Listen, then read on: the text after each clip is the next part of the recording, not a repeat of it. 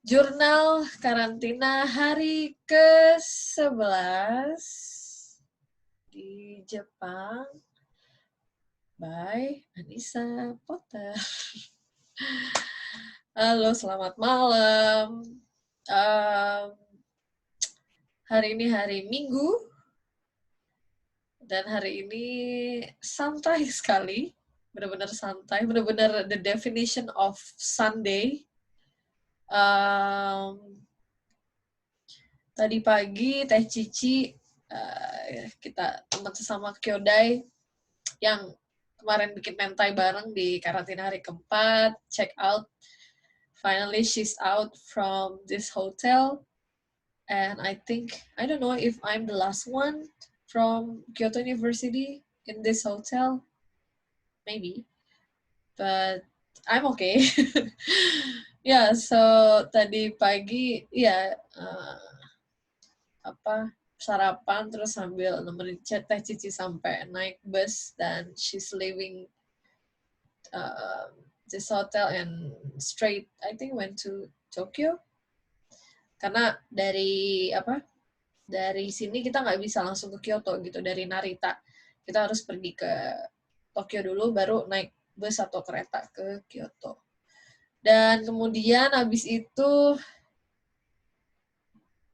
tadi siang, nggak siang sih, sebelum jam 12-an gitu, tadi jam 10-11-an, tuh tadi panas banget. Tiba-tiba di kamar tuh kayak, kasur belakang ini tuh benar-benar kena matahari dan terik gitu loh, kayaknya intensitasnya tuh tinggi banget gitu. Dan dipikir-pikir, mungkin ini waktu yang terbaik untuk berjemur gitu, buat ngebaring sambil cari vitamin D, karena sesuai arahan dokter dulu tuh bilang kalau saya tuh kekurangan vitamin D, jadi harus banyak-banyak terpapar matahari gitu. Salah satu caranya berjemur gitu. Jadi tadi akhirnya I spend my morning with like sunbathing. Dan sunbathingnya di atas kasur sini gitu, jadi nggak pakai keluar-keluar. Terus hari ini benar-benar santai banget. Emang mungkin dari kemarin-kemarin karena kayaknya ada aja yang dikerjain kan, jadi hari ini mau mencoba untuk tar dulu deh gitu, maksudnya artinya I'm gonna have a break for one day gitu. Jadi tadi ya kayak nonton Netflix, lanjutin yang serial My Next Guest Needs No Introductions. Tadi nonton episodenya Robert Downey Jr. sama Dave Chappelle. Dan Dave Chappelle ini sebenarnya saya nggak kenal dia itu siapa. Ternyata dia komedian Amerika, stand up comedian, dan dia kayaknya salah satu yang terbilang legend gitu. Jadi yang acara Netflix itu emang benar-benar nyeritain kisah hidupnya dia gitu loh, dari awal, terus kenapa dia mutusin karir di sini, perjuangannya apa gitu. Jadi sebenarnya tidak perlu, nggak nonton itu nggak harus tahu sebenarnya dia itu siapa gitu loh sebelumnya gitu, karena kayak si Robert Downey Jr. sendiri, di mana dia Iron Man kan, orang kenal dia mungkin di Iron Man, dan nyebut Iron Man pun juga hanya di dalam satu episode itu, juga nggak hanya bagian kecil, sisanya tuh struggling di awal-awal. Dia pernah di penjara, pokoknya dia pernah ngedrugs gitu lah, pokoknya pernah having dark times gitu. Dan nanti si Dave Chappelle ini yang bikin dia mungkin orang tuh respect gitu, kayaknya dia tuh berhenti ninggalin show yang dia pegang, dan itu lagi tinggi-tingginya gitu, lagi puncak-puncaknya gitu, ibaratnya kalau di stage karir tuh kayaknya dia lagi tinggi-tingginya, dan dia ninggalin gitu loh, ninggalin show itu gitu. Dan di situ sempat dibahas gitu, dan ternyata dia adalah seorang mualaf gitu, dia converted to Muslim atau Islam. Dan tadi juga disinggung sama David Letterman soal, so like are you Muslim, terus bagaimana tanggapan dia tentang the current president di Amerika yang bilang pengen ngeluarin Muslim, pengen ngeluarin dari negara gitu loh, dari Amerika Serikat gitu. Dan dia, I think he's pretty thoughtful gitu loh. Jadi maksudnya jawaban yang dikeluarkan juga bukan yang tipikal hitam dan putih gitu loh. Karena ya let's say maybe we hate the current president, tapi dia membeberkan kalau he's not the only one gitu loh, karena menurut dia presiden yang racist tuh nggak pas this current administration aja, tapi juga di sebelum-sebelumnya gitu loh. Jadi ini ada semacam apa ya, jadi nggak cuma terjadi di dalam beberapa tahun terakhir gitu loh. Jadi ini sebenarnya udah berjalan selama berpuluh-puluh tahun dari sebelumnya gitu. Dan tapi ya dia tentu artinya, dan dia memasukkan biasanya konten-konten untuk stand up comedy Amerika kan pasti kalau nggak relate ya dengan racism atau tentang culture, tentang apa gitu, dan dia seringkali mention soal kayak white American, black American, terus tapi kayak dia, saya nggak tahu sih kalau dia bawa apakah memasukkan konten agama ke dalam konten ini, karena saya juga nggak, mungkin pernah ngeliat beberapa cuplikan stand up komedinya, tapi nggak pernah benar-benar pengen nonton si Dave Chappelle ini. Tapi kayaknya setelah dari episode ini jadi pengen coba nonton, dan dia ternyata menang Emmy, pokoknya menang Grammy dan Emmy dari show dia di Netflix gitu. Jadi mungkin I should put his stand up comedy show on my list. Meski kadang ya kalau stand up comedy Amerika tentu kayaknya perlu kita untuk nonton tuh juga perlu memahami konteks sejarah, budaya, politik di Amerika gitu. Karena kalau nggak memahami betul, kadang suka jadi ini ngomongin apaan sih gitu. Dan mungkin ya nggak semua orang juga kan, saya sendiri juga nggak bisa dibilang tidak tahu banyak soal ini, tapi ya artinya kadang ada beberapa news tentang ya Amerika Serikat dan yang saya konsumsi gitu, yang saya tahu gitu, tapi ya still nggak tahu semua. Jadi mungkin ya tadi kalau nonton konten stand up comedy dari American comedian ya mungkin tidak semua konten bisa relate, bisa masuk gitu loh, tapi ya still it's pretty funny sih gitu. Yang mungkin yang sangat relate, bukan sangat relate, yang bisa dibilang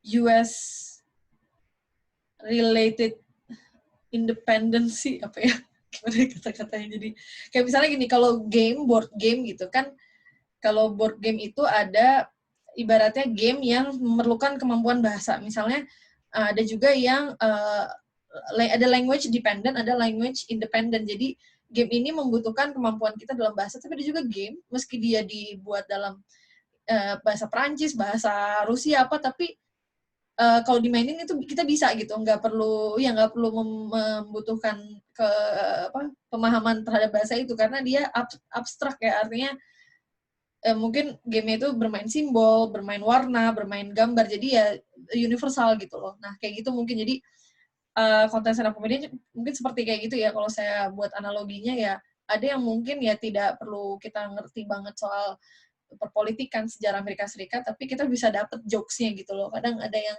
mungkin yang kayak gitu, kalau yang saya lihat Trevor Noah sih ini yang masih jokes-nya tuh dapet gitu dan kocak banget gitu, dan I think he's very talented gitu, Trevor Noah gitu. Terus mungkin untuk ngomongin soal stand up comedy udah gitu ya. Terus tadi, jadi kemarin malam itu habis recording, saya kan lagi bikin rencana buat istirahat lebih awal supaya bangun lebih pagi kan, beberapa hari terakhir. Tapi kemarin cukup dirusak karena kemarin tuh jadi 4 hari ini tuh lagi ada pameran board game dari Jerman, namanya Spiel.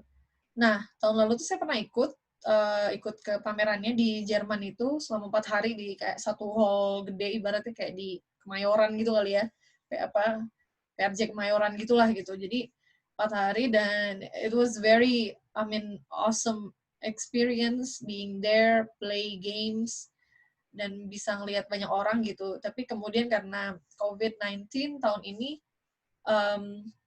akhirnya acaranya awalnya kayaknya ditunda apa gimana, terus tiba-tiba kabarnya dipindah ke digital, ke online gitu loh. Jadi mereka akan buat pameran online gitu. Nah, jadi Dan itu free deh, kayak free. Jadi acaranya tuh dia buka free, tapi mereka open buat donation kalau ada yang mau donate gitu kan. Akhirnya dan dia acaranya udah mulai dari 22 Oktober kemarin sampai hari ini, sampai tanggal 25 ini gitu.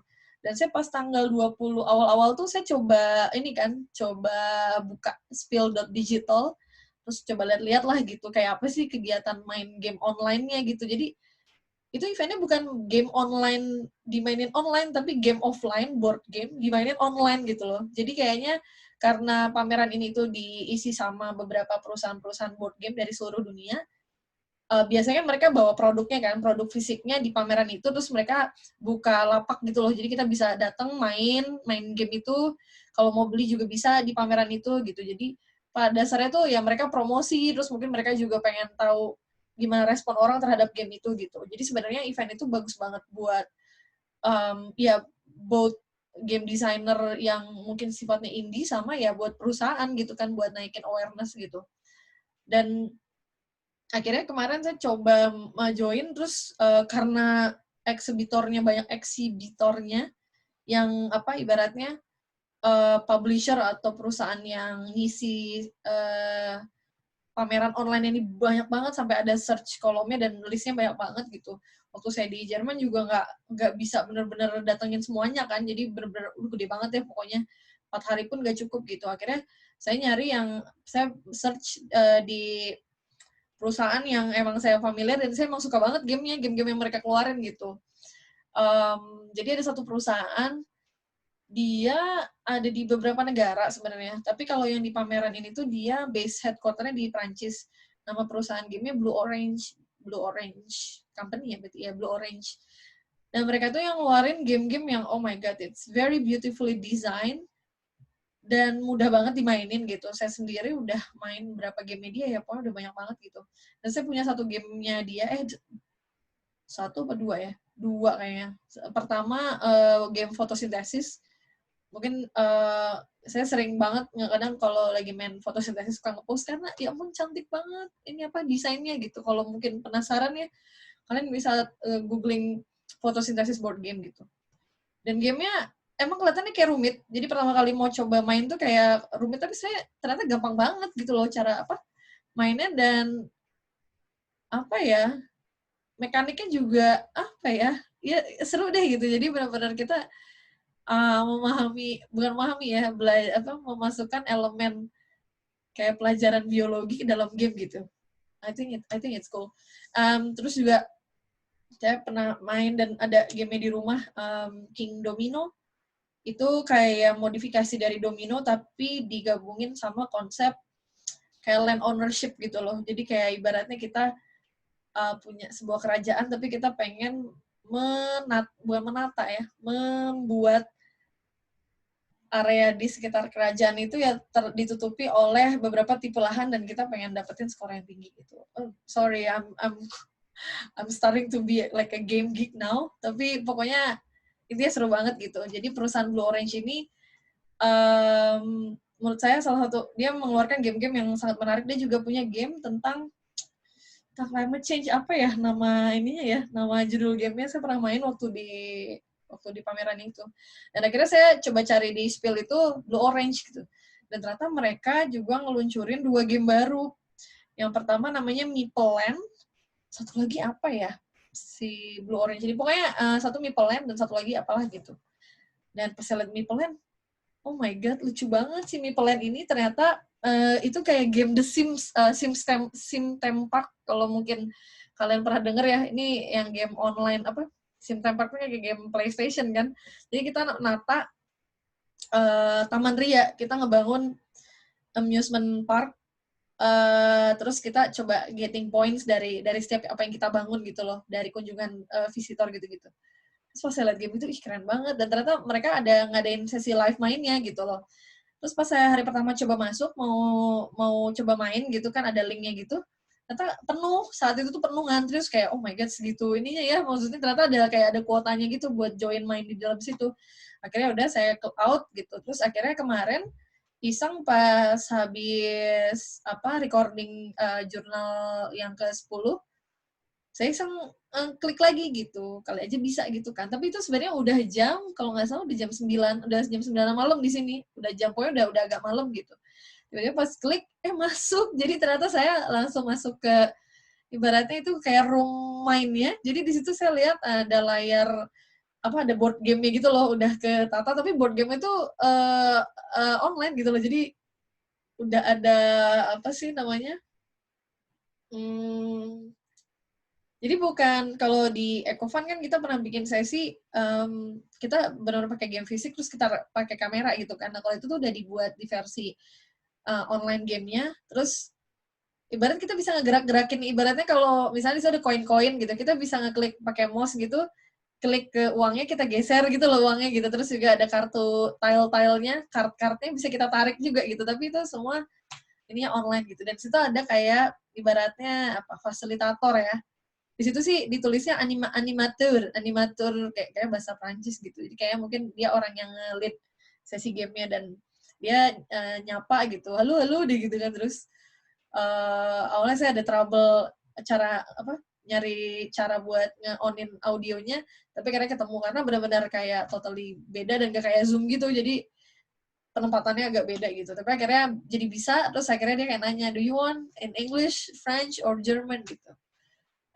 Ya tentunya saya bilang English ya, karena kalau Jerman juga, udah kayaknya udah lama banget nggak dengerin bahasa Jerman. Dan akhirnya dia jelasin, awalnya masih agak bingung-bingung seperti biasa kalau main board game, kalau dengerin tutorial kadang agak bingung, tapi kalau udah main biasanya gini toh gitu. Akhirnya pas dia udah beres jelasin, dia ngarahin saya ke lapak sebelahnya. Jadi tuh lucunya tuh ada di room itu tuh ada meja-mejanya gitu. Jadi bayangin kayak benar-benar membuat kayak mainnya kayak pameran di Jerman itu di onlinein gitu, dan itu keren banget gitu. Akhirnya saya diarahin ke meja, dia bilang kita ada meja yang German speaking gitu.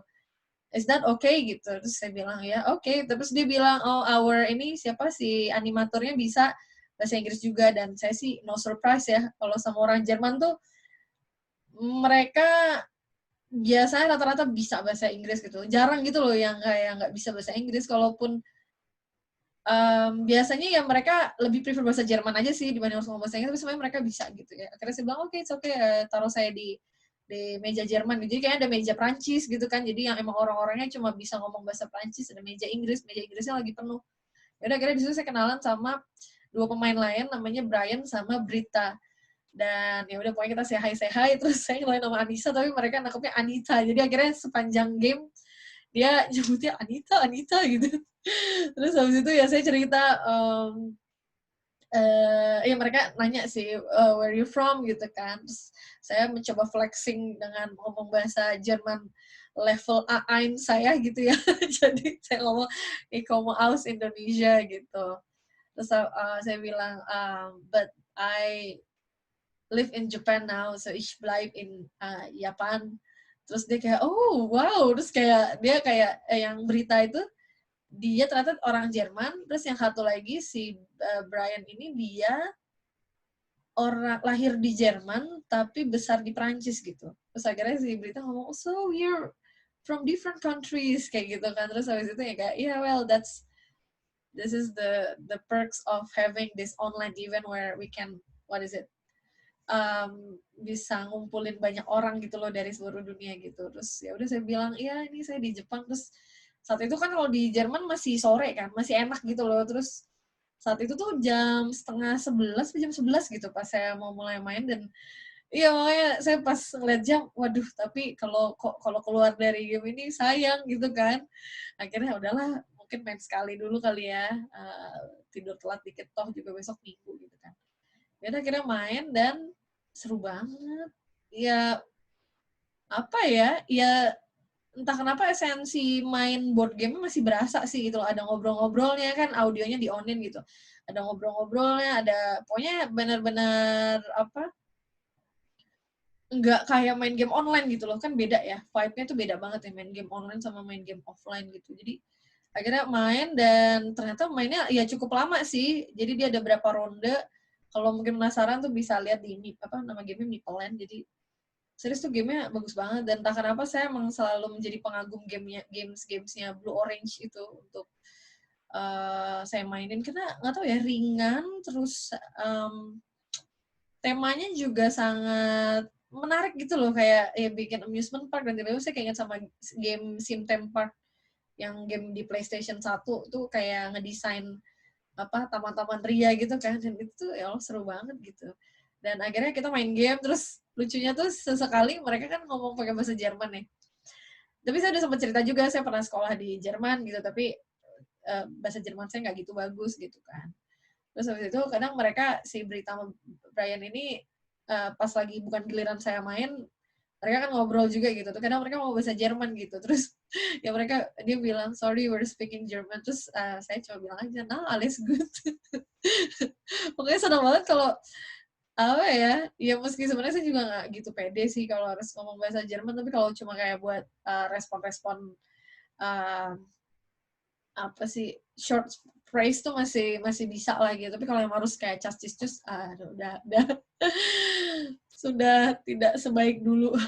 Dulu meski masih belum bagus, tapi at least tuh masih bisa gitu ngomong. Karena saya pernah punya roommate, dia orang Lituania yang tidak bisa bahasa Inggris tapi bisa bahasa Jerman gitu. Jadi waktu itu saya nggak bisa bahasa Jerman tapi bisa bahasa Inggris, dan menurut saya dia salah satu guru saya, atau roommate saya itu salah satu guru bahasa Jerman saya, karena dia memaksakan saya buat mau nggak mau harus ngomong bahasa Jerman kan gitu. No matter how bad my language, but iya, jadi the best learning tuh ya by force gitu ya. Jadi menurut saya ya belajar bahasa itu harus dipaksa sih gitu. Nggak, itu kenapa baiknya belajar bahasa itu ya di negaranya langsung gitu, karena ya itu kayaknya salah satu mode yang cukup ampuh ya.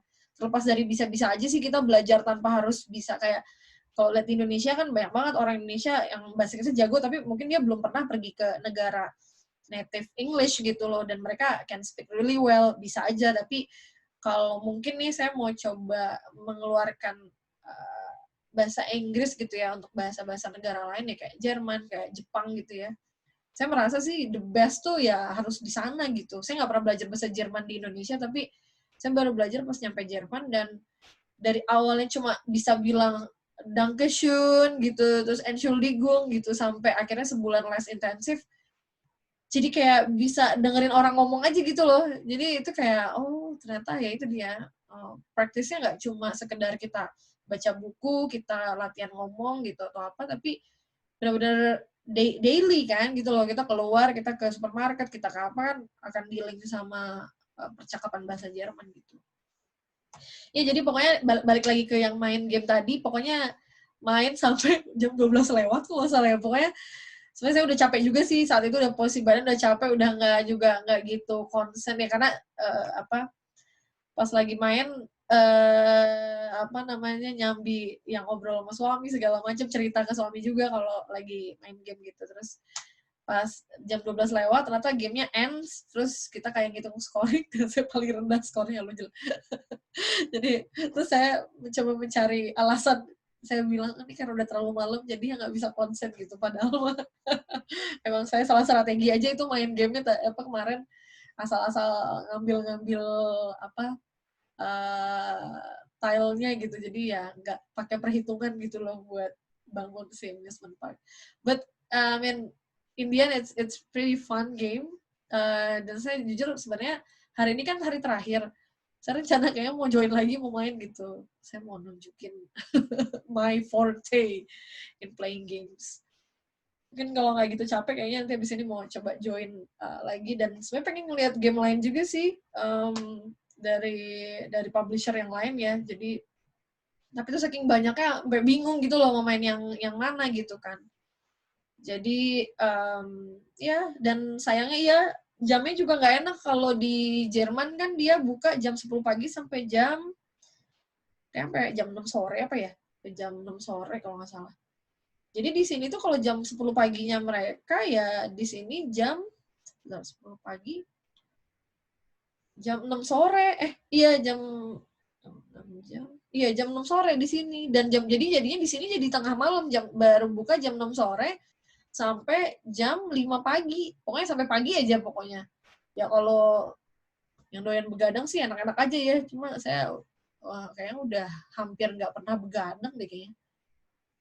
Pernah sih, tapi bukan menjadi satu habit yang sering diulang gitu. Kayak gitu. Jadi pokoknya seru banget nih kemarin main Spiel Digital. Dan iya tadi balik lagi ke abis nontonin Netflix, terus sempet take a nap juga, dan oh my god, it was a nice nap hari ini. Karena tadi tuh kayak nggak tahu kenapa kayak kamar tuh panas banget, dan for the first time in this room saya nyalain AC. Jadi sebelumnya kan kayak udaranya agak-agak dingin-dingin sejuk ya. Jadi kadang saya matiin ini AC di Jepang tuh kan dia dua apa sih istilahnya?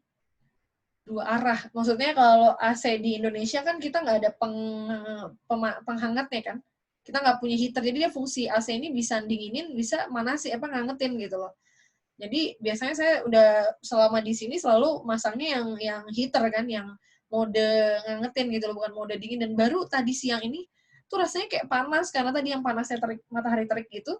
Akhirnya saya baru sekali ini nyalain AC tadi, jadi pas lagi tidur siang tuh nyalain AC, tapi udaranya suhunya juga agak di ya 22 lah, 22 gitu. Jadi karena kayak rasanya kayak agak panas gitu. Jadi makanya aneh banget sih tadi siang tidur pakai AC di musim gugur gitu. Ya terus habis itu yeah, I think I didn't do much today, so nggak ada yang menarik juga sih. Terus tadi sempat turun buat ngecek suhu sama sama beli lauk di Lawson, karena udah di stage udah bukan enek sih. Bayangin setiap hari sarapan makannya nasi tamago, meski tamagonya enak banget gitu ya, tapi kan tetap aja kalau makan terus-terusan juga bosen ya gitu. Jadi akhirnya tadi coba cari alternatif lauk gitu, terus di Lawson nemu ikan goreng gitu. Ikan gorengnya enak, by the way, kayak katsu gitu tapi ikan gitu loh. Kalau katsu kan biasanya ayam gitu kan. Kayak gitu, terus I didn't do much. Mungkin itu aja untuk jurnal karantina hari ini. Masih ada 5 hari lagi. Dan ya seperti biasa, mungkin tidak akan kerasa udah hari terakhir nanti. Dan I think I'm quite enjoyed my time here. As I said, like solitude is sometimes like a rare moment to have. So yeah, I think this time is very good to have to embrace the solitude. Okay, so I'll see you in the next journal. Bye.